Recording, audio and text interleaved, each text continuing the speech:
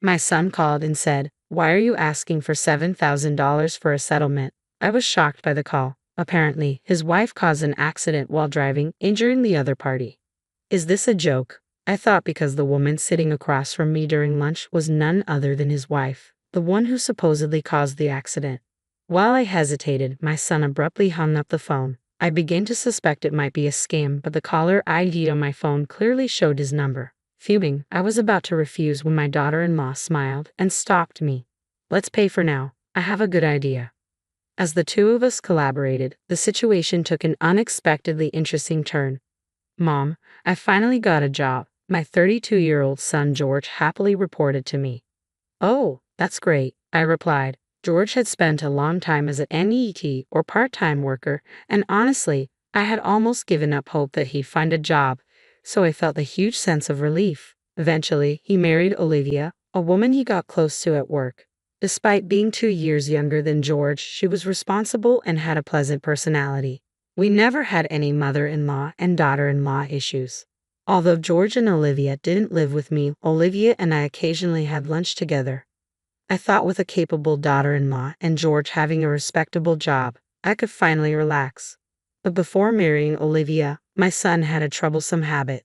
Despite having no income, he was careless with money and impulsively bought whatever he desired. He even stole money from my wallet a few times. "Why would you do such a thing?"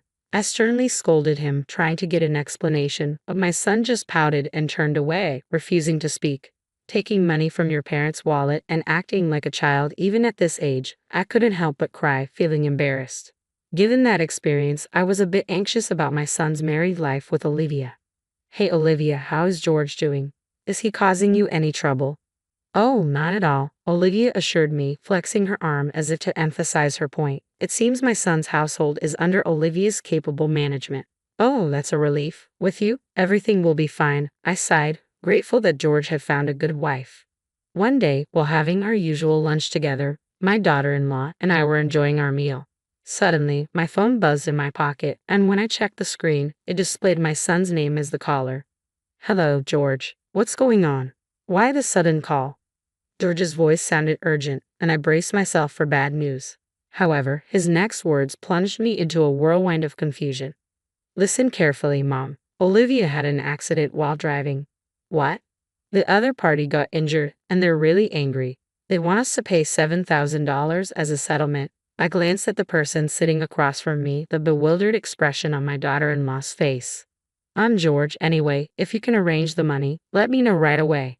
Bye." He hung up abruptly, leaving me stunned. After the call ended, I remained utterly bewildered, lost in thought. Olivia had an accident, but she's right here. I wondered if my son had misunderstood something, yet there was an odd tension in the air. "Mom, are you okay?" Olivia, wearing a puzzled expression, asked about the call from George. "I don't fully understand, but it's serious. George claimed that you had an accident." "What?" I was completely overwhelmed by the situation and desperate to come up with money. Olivia calmed me down and listened to my story. Not sure what George is talking about, she then rested her chin on her hand, deep in thought. "Perhaps we should suspect a scam," Olivia suggested, but that voice was undoubtedly George's unless he suddenly caught a cold and sounded different. He seemed fine this morning. If it's not him, then who? The phone number displayed on my mobile matched George's. Olivia and I exchanged puzzled glances, both lost in contemplation. After all, if you hadn't been in an accident, then that $7,000 settlement demand must be a lie. What could such a large sum be needed for? "I don't fully understand George's spending habits either," Olivia sighed. "Well, when you see his room, maybe he'd waste it on something trivial," Olivia explained. "What do you mean?" I asked. Olivia then shared details about George's recent behavior, and my anger flared up. "George did that? Unbelievable. I won't stand for it." I grabbed my phone intending to call George and give him a piece of my mind, but Olivia gently stopped me with a smile. "No need. Let's pay first." "Why?" "I've got a plan," Olivia said, her eyes twinkling. Hearing her revenge scheme for George, I couldn't help but grin. "That sounds intriguing. Let's teach him a lesson."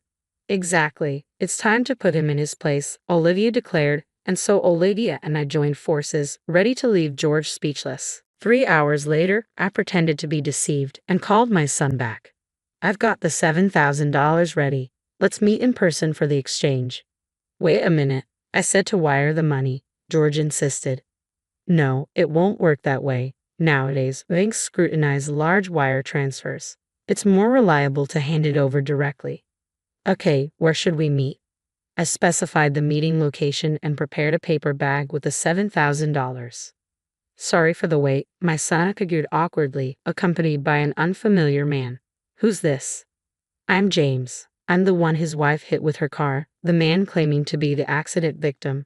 James had a rugged face with visible scars, however, those scars appeared old and not recent. Moreover, it was evident that he wasn't an ordinary person. George grinned, relieved. Good, he brought the money. Hand over that $7,000 to me. Before that, I have a question. I glanced between the alleged victim and George. Our apologies for any inconvenience caused by Olivia. Could you provide details about the accident? Come on, does it really matter? George interjected. It does. We might be eligible for insurance compensation, and we need to understand what happened.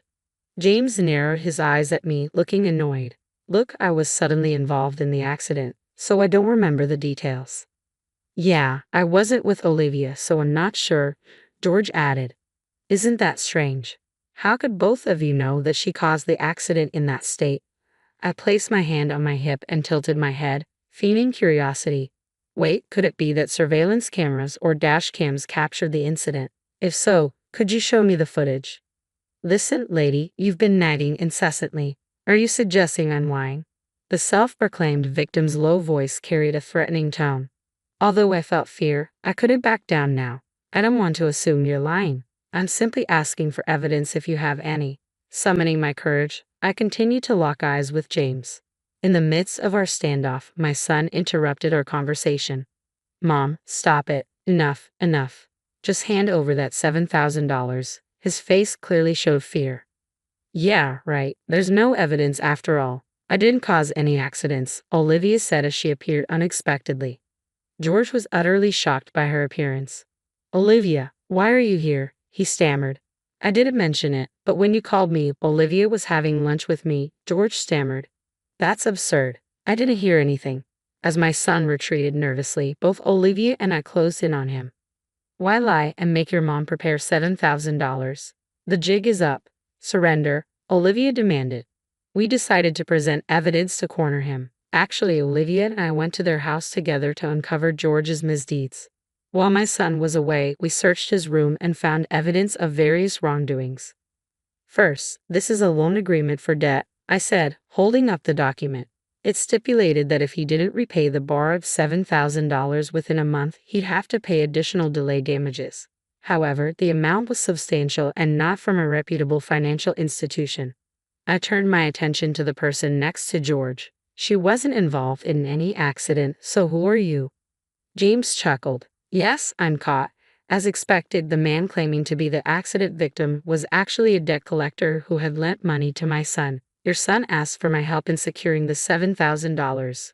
Pretending to be the victim seemed like a good idea, but it's clearly not working. While James found it amusing, my son looked apologetic and shrank back nervously. So, you already know why your son borrowed $7,000, right? James continued. Yes. When I saw my son's room, I was speechless. I showed a photo of George's room taken with my smartphone. The room was filled with an overwhelming number of anime character dolls. I searched the price on my phone and was shocked. Figures can be so expensive. Among George's belongings, there were high-priced items exceeding $700. We also found receipts from when he purchased the figures, which served as evidence. As a parent, it's hard for me to say this, but my son is careless with money. His salary is entirely managed by his wife. Where would he find the money to buy such expensive things? If he stole from my wallet, I'd slap him immediately. We somehow understood the reason behind his debt, and my daughter-in-law and I were left dumbfounded by the trivial explanation. I knew about your hobby, but if it cost this much, I would have stopped you, Olivia said, glaring at our son with a mix of surprise and anger. Well, what else could I do? Figures are like works of art. Once in a lifetime. If you don't buy them at that moment, you might never get such rare items. George tried to justify himself, on the verge of tears. I understand that feeling, so you'll forgive me, right? With that $7,000, I can finally be free from debt. But George, borrowing money from questionable sources and making reckless purchases can lead your life astray, I said, delivering my message as I tossed a paper bag at George. He caught it, and as he checked the contents, his eyes widened in shock. What's this? Just newspaper cut into the shape of bills. I'm not that kind-hearted to prepare $7,000 when I know I'm being deceived. James chimed in, amused. Well, things have taken a turn. So George, isn't this a different story? George, holding the newspaper-made bundle, looked pale and bewildered. Hearing James' smug voice, he trembled. Olivia was furious with my son too, using my name to swindle money from my beloved mom. I can't believe it. I'm divorcing you, she declared. And I'm considering severing our family ties, I added. George stammered. Wait, both of you.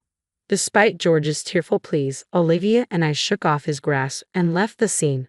Behind me, I heard George sobbing while James burst into laughter. Afterward, I advised George to sell all the figures in his room and use that money to repay the debt. He seemed deeply troubled but accepted the advice and managed to raise the $7,000 to pay James back. I decided to sever ties with my son, but before doing so, I offered one last piece of advice. From now on, live an honest life. However, George's collector's instinct persisted, leading him to repeat the cycle of debt and find himself pursued by loan sharks. Olivia, once his wife, divorced him long ago, but we still enjoy lunches together.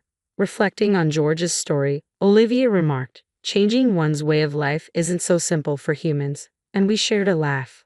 While watching her smile, I silently wished for Olivia's happiness.